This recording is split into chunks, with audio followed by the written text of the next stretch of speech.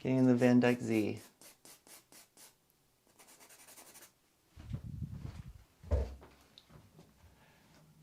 And then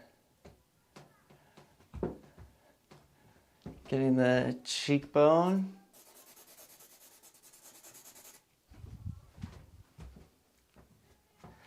Then I'm going to go ahead and measure where the ear is. And placing the ear in relation to the other features is pretty important because that can really show you the tilt of the head, whether the chin is too high up or too far low, because you'll start to see that the nose in comparison to the ear doesn't really move. So those, you want to be relating those quite often. So that's the bottom of my ear, and then I'm gonna go ahead and I'm gonna be taking less and less measurements.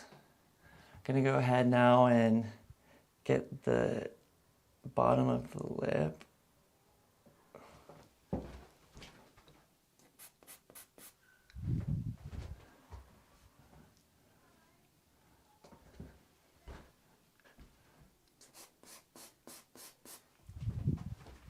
And you can see I'm using straight lines. It's because one sec. Pit of the neck is pretty essential because that's not going to be moving either. So you want to lock that in pretty early on. And it's important to get that in relation to the head. Because you don't want the head to look sort of severed from the body. So again, like I said, I'm using straight lines so that I can have a more simple mark of what I'm just getting the proportions, the big shapes, because I'm not looking at the details, basically.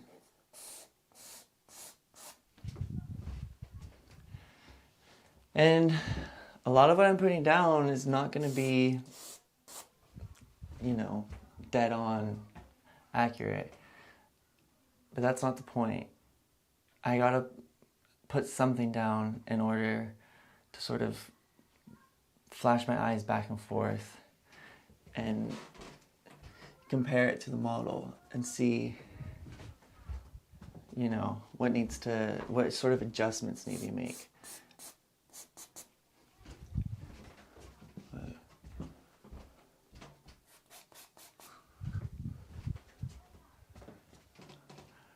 Okay.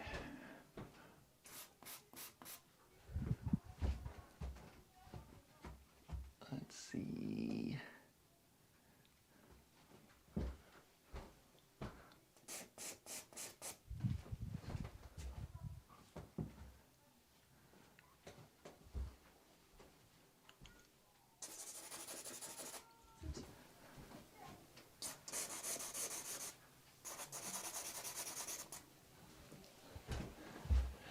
And I've sort of noticed that I tend to start kind of big. And then as the drawing goes along, I sort of kind of chisel into it and make it a little bit smaller. But a lot of people do the opposite. So just know that it's always sort of changing. Allow yourself that, that room to make errors, so that you can correct them.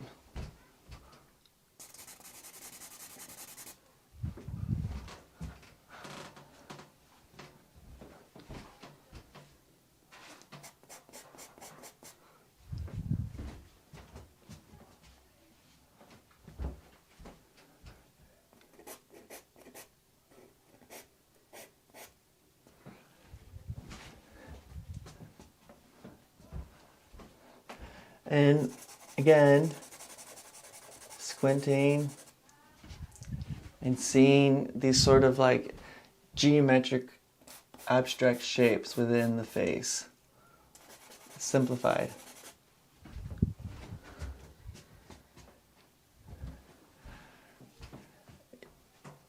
In school, they used to like have us try and, you know, see whatever sort of shape that we could.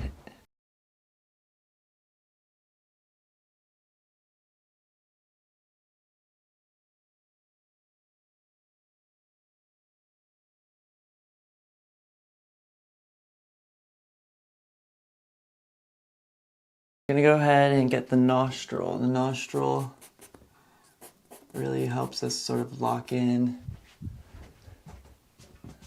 the face. Okay, another thing is that when you're making these marks, these sort of like long, straight marks, a way to sort of try and get them as accurate as possible is you can sort of put your piece of charcoal, you know, I have it on the shoulder on the right, and you can almost imagine as like a hand on a clock, and sort of like what time is that telling, and or actually if I go to his right shoulder, I feel like mine's a bit too steep, and it could be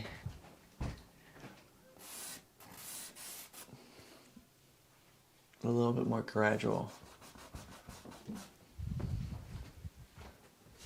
And so you could do that with all the lines that you're making there.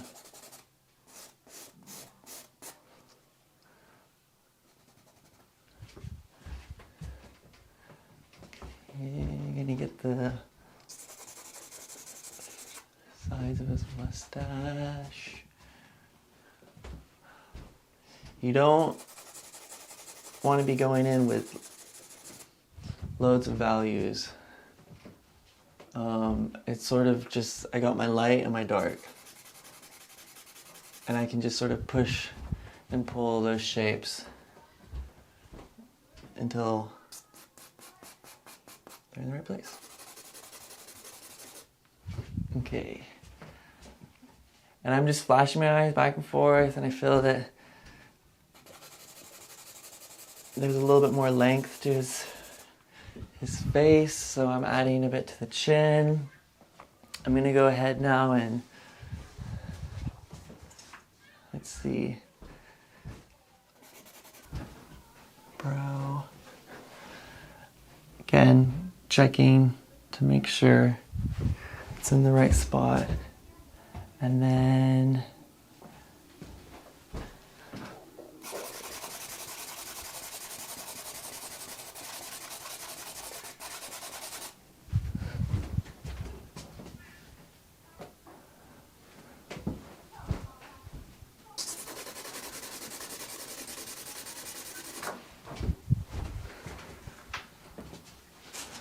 yeah, it's helpful to study the anatomy of the face as well. I studied anatomy pretty extensively. I didn't remember any of the names really of like all the bones and muscle.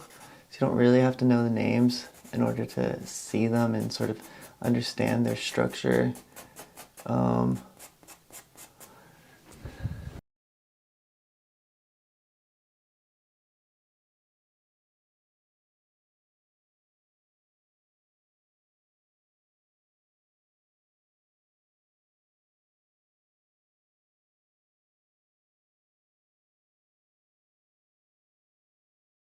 Got my charcoal here. They've gone quite dull from drawing. So I'm gonna go ahead and get this sort of like cool nitrum sharpening pad. You can just get some sandpaper like put it on a piece of hard material, block of wood. Yeah, you could also just like put the piece of sandpaper on a table, and you're just gonna want to rub a piece of charcoal around until you get like a nice point.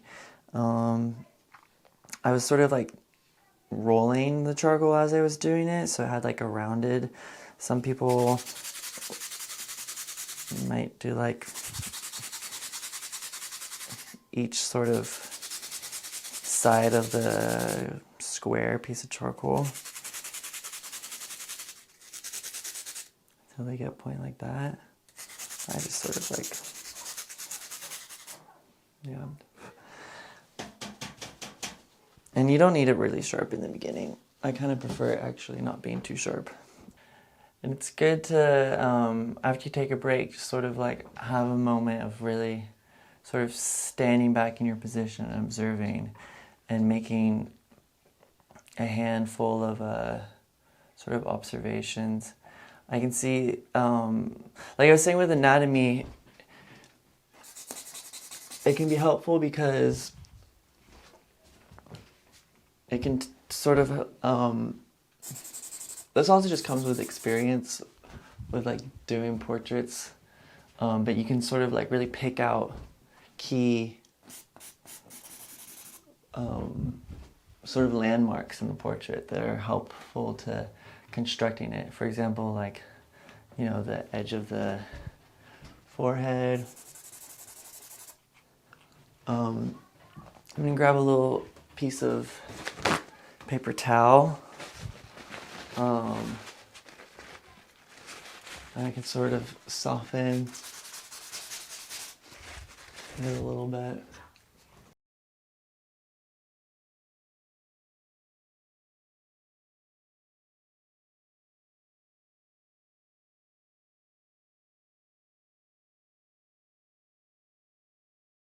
I'm also going to grab a soft brush. Fan brush works, or a nice like sable. And sort of like push the charcoal around, soften it a bit.